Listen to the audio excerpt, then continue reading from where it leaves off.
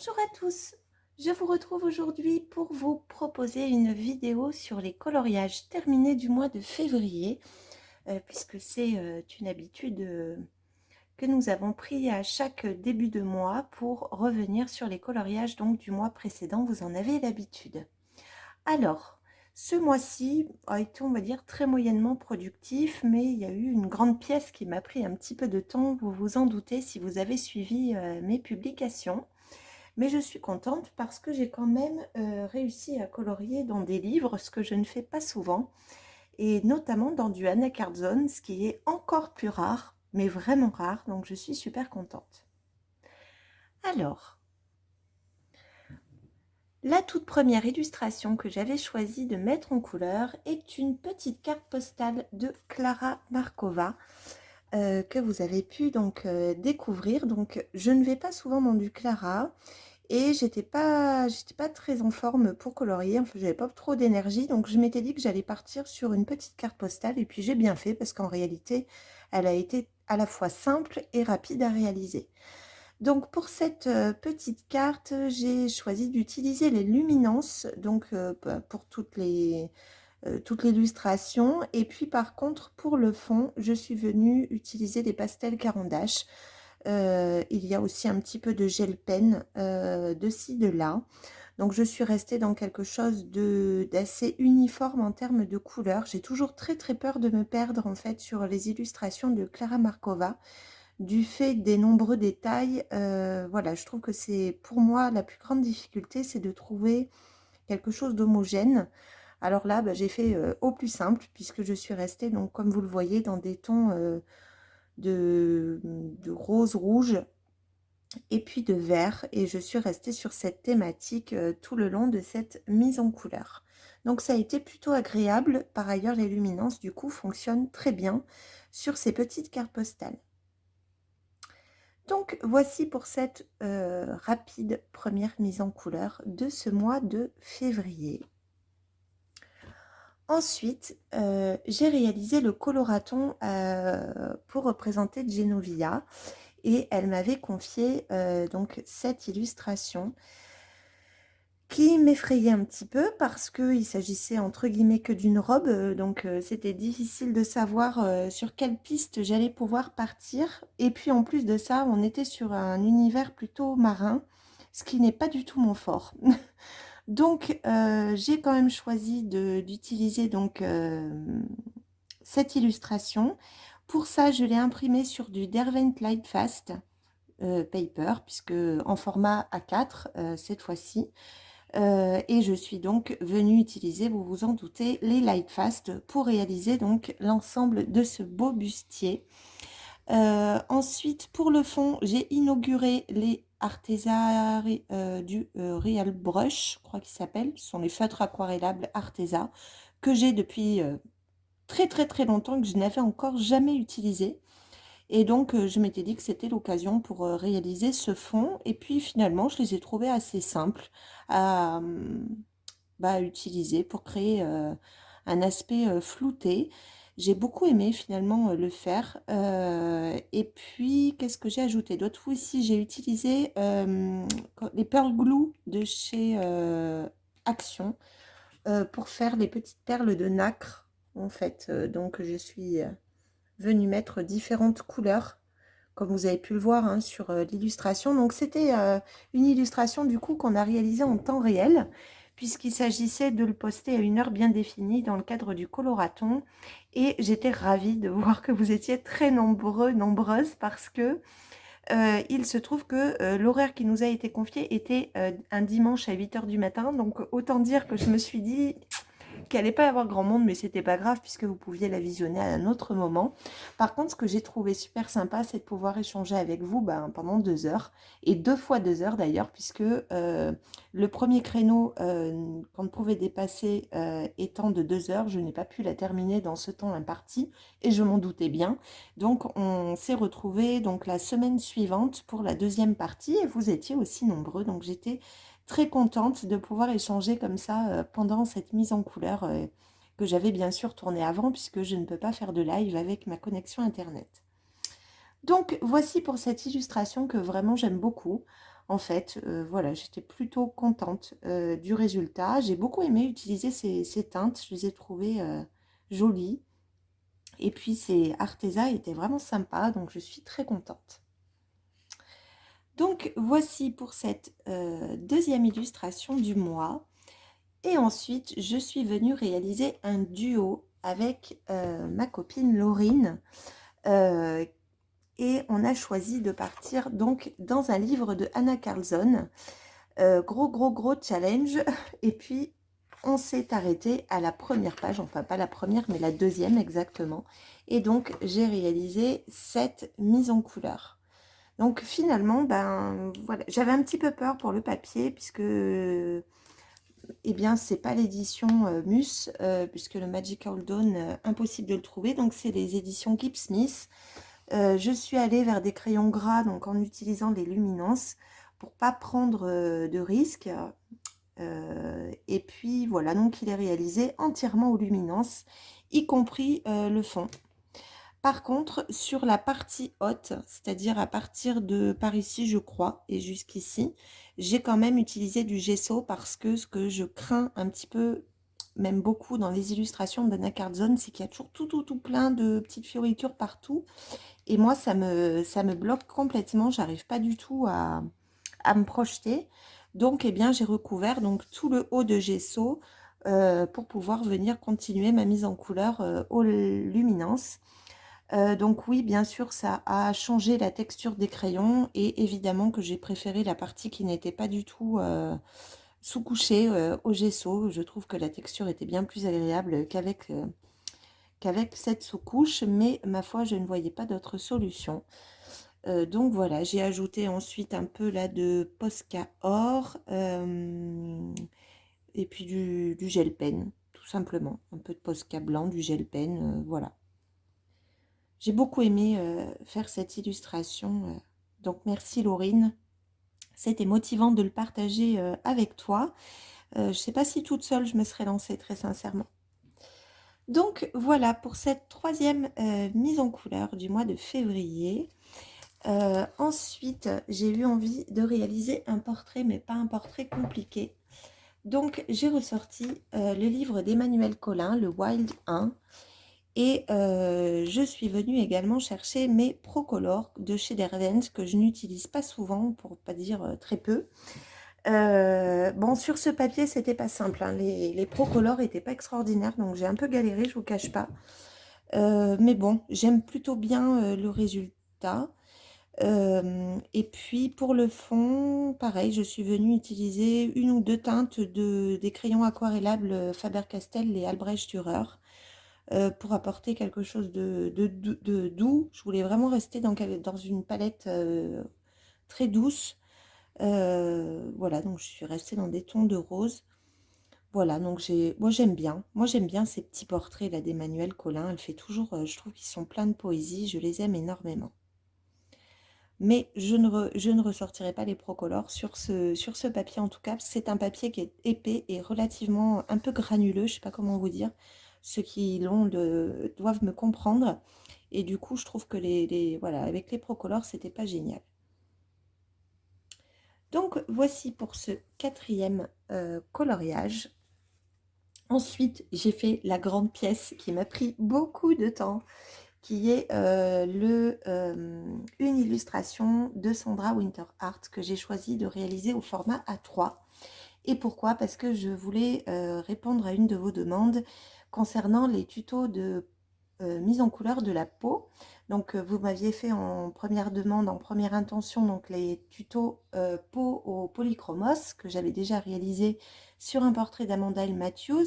Et donc cette fois-ci, c'était avec les Lightfast, puisque ils étaient coude à coude avec les polychromos dans vos choix.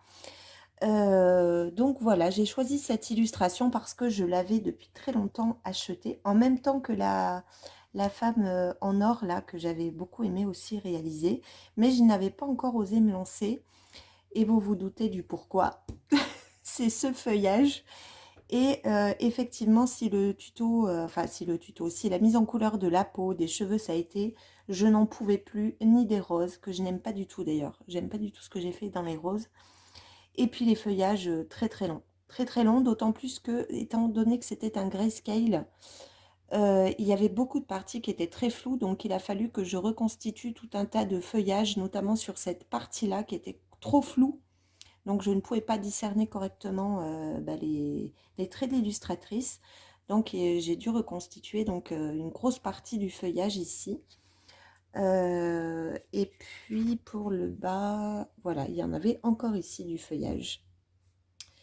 Mais voilà, j'ai beaucoup aimé quand même mettre en couleur cette jolie jeune femme. Je ne sais plus si je vous l'ai dit, c'est du papier Lightfast Paper aussi. Donc voilà. Donc tout au Lightfast. Et puis le fond, par contre, je ne me rappelle pas. Je crois que c'était du Distress. Je crois que je ne me suis pas cassé la tête. J'ai utilisé des Distress Ink tout simplement. Donc voici pour ce grand format du mois. Ensuite, j'ai reçu le tout dernier livre de Kerby Rosanes. Je vous en avais fait une présentation et j'avais très envie de l'inaugurer lui aussi. Mais voilà, étant donné qu'il y a énormément d'animaux, il y a aussi évidemment des effets poils à réaliser de partout. Donc j'étais pas très rassurée, puis il faut être motivé hein, quand on s'attaque à du Kerby. Donc j'ai choisi de réaliser cette page-ci du mandrill et en me disant, grosse erreur, que l'illustration serait assez rapide à réaliser. Et je maintiens que c'était une énorme erreur parce que c'est le plus... Alors, autant le mandrill a été très vite, autant tous les fruits là, exotiques, super long. Mais vraiment, j'ai adoré le mettre en couleur. Bon, je le trouve pas fou. Il est assez... on a des teintes en fait classiques, hein, il n'y a rien d'exceptionnel. J'ai utilisé donc les Prismacolor puisque j'ai le livre aux éditions L'Homme Art et je sais d'expérience puisque j'ai la même édition pour le WWW de Kerby Rosanes et je sais que sur ce papier, les Prisma fonctionnent super bien, tout comme les Lightfast. J'aime un peu moins les luminances et les polychromos dessus. Mais polychromos, il faut peut-être que je réessaye, on verra. Mais les luminances, ils grattent, le papier, c'est terrible.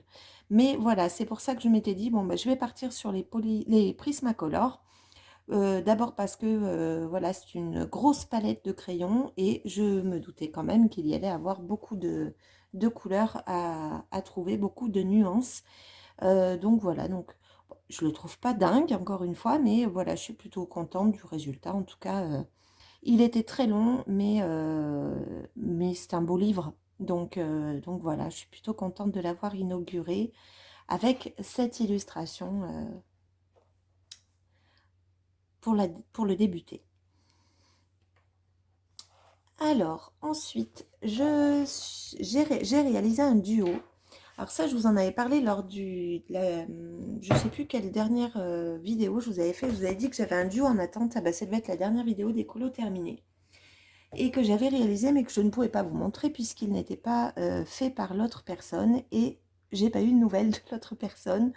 Et donc, n'ayant pas eu de nouvelles, et ben, j'ai fini par la publier. Donc, je vous l'ai proposé assez récemment. Si je la retrouve, la voici. Donc, c'est cette jeune femme. Alors, même problème, beaucoup de fioritures encore sur cette illustration de Anna Carlson.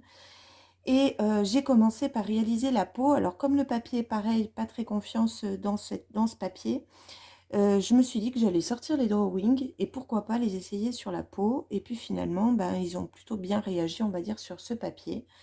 Bon, c'était une première expérience, hein, donc il est très loin d'être parfait, je trouve, ce colo. Mais bon, il fallait que je me lance dans un portrait dans ces livres.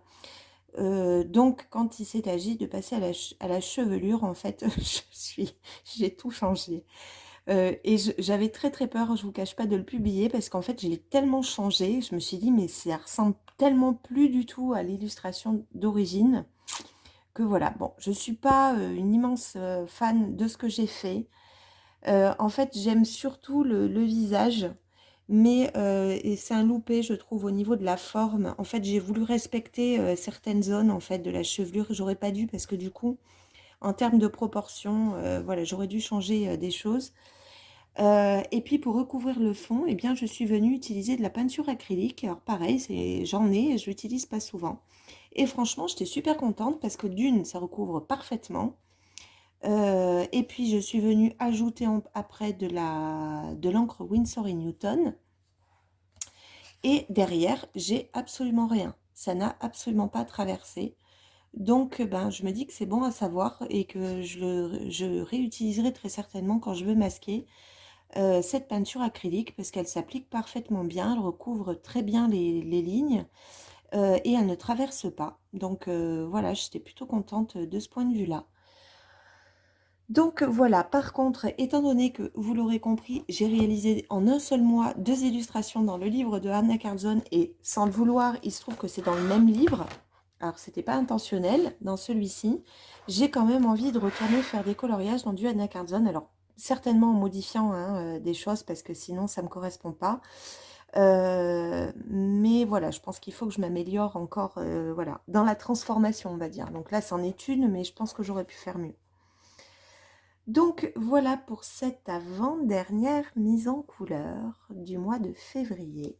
Et la toute dernière, eh bien, c'est l'illustration de Genovia, dont vous avez pu découvrir là, il y a quelques jours, le nouveau concept qu'elle vous propose, à savoir de recevoir chaque mois dans votre boîte aux lettres un lot de 3 illustrations inédites dans ce format. Donc c'est du super papier, Bristol, 200 grammes, je crois, de mémoire. Et puis elle vous propose en même temps sa propre mise en couleur en format A4, plus une carte postale, plus une petite carte. Et tout ça pour un abonnement mensuel. Je ne sais plus exactement combien c'était, je vous avais donné les infos sur la vidéo correspondante. Je vous la remettrai en barre de description pour un peu moins de 15 euros en tout cas, il me semble. Et je trouve ça super. Donc, j'avais complètement flashé sur cette illustration, ce beau talon habillé, complètement transformé. Et donc, pour le mettre en couleur, j'ai utilisé les polychromos. Alors, sur le papier Bristol, étant donné que c'est un papier super lisse, je pense que je ne reprendrai pas ces crayons. J'avais hésité, et il aurait fallu, je le savais, hein, prendre plutôt des crayons à la cire. Mais en fait, j'avais tellement envie d'utiliser mes polychromos que je me suis entêtée. Et donc, bon, j'ai un peu plus galéré, mais voilà. Il a été très très long à réaliser ce coloriage, tant et si bien qu'il m'a vraiment fait penser au coloriage de Clara Markova. Parce que plein de détails de partout, plein de fleurs, plein de petits, voilà, les petits lutins, là, voilà. Donc c'était très très long. C'est pourquoi d'ailleurs pour le fond, en fait, j'ai utilisé les Distress parce que je voulais pas que ça prenne encore plus de temps. Par contre, vraiment, j'ai aimé mettre en couleur. Je trouve toujours tout son, comment dire, son travail autour des fleurs et de ce qu'elles contiennent. Elle nous fait ça dans plein d'illustrations différentes. Vous pouvez la retrouver hein, ou dans son livre ou dans les PDF sur sa page Etsy. J'adore cet univers qu'elle nous propose. Et puis ces chaussures-là, complètement transformées, je suis complètement fan. Donc voilà pour cette toute dernière mise en couleur du mois de février. Donc bon, j'en ai quand même fait quelques-uns. Je suis plutôt contente des résultats. J'espère que vous, écoutez, ça vous a plu. Je suis curieuse de savoir quelles sont celles que vous avez préférées au cours de ce mois. Si c'est le Kirby, si c'est du Anna Carlzon, si c'est le tuto au Lightfast, si c'est celle-ci, celle de Genovia. Voilà, je suis impatiente d'avoir vos commentaires. Et puis voilà. Sur ce, eh bien écoutez, si cette vidéo vous a plu, chose que je ne pense jamais à vous dire, n'hésitez pas à mettre un petit pouce bleu, ça me fera plaisir, à vous abonner si ce n'est pas déjà fait, et puis on va se retrouver très bientôt pour de nouvelles mises en couleur. Je vous souhaite une très belle journée. Au revoir.